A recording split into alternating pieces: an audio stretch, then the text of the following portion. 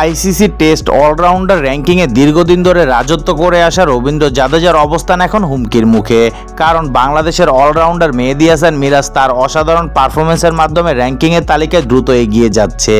Zimbabwe সিরিজে all-round perform করে উঠে এসেছে দ্বিতীয় স্থানে। জিম্বাবুর বিপক্ষে সদ্য সমাপ্ত টেস্ট সিরিজে দুর্দান্ত অলরাউন্ড নৈপুণ্যের সুবাদে মিরাজ এক ধাপ উন্নতি করে র্যাঙ্কিংয়ে দ্বিতীয় স্থানে উঠে এসেছে।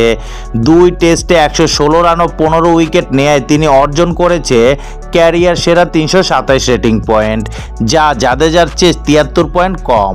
শীর্ষস্থান এখন আর ধরাছোঁয়ার বাইরে নয় তার জন্য। বিশেষ করে চট্টগ্রামে অনুষ্ঠিত দ্বিতীয় টেস্টে মিরাজের ভূমিকা ছিল ম্যাচ জয়ী।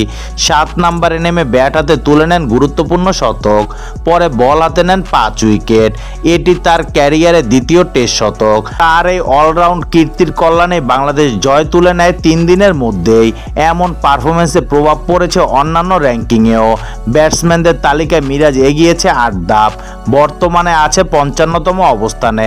অন্যদিকে বোলারদের র্যাঙ্কিংয়ে তিনি এগিয়েছে 2 ধাপ, অবস্থান এখন 24তম। বাংলাদেশ দলের অন্যান্য ক্রিকেটারদের র্যাঙ্কিংয়েও উন্নতি করেছে। বোলিং র্যাঙ্কিংয়ে তাইজুল ইসলাম 7 ধাপ এগিয়ে এখন 16তম। নাঈম হাসান 6 ধাপ এগিয়ে 54তম অবস্থানে রয়েছে।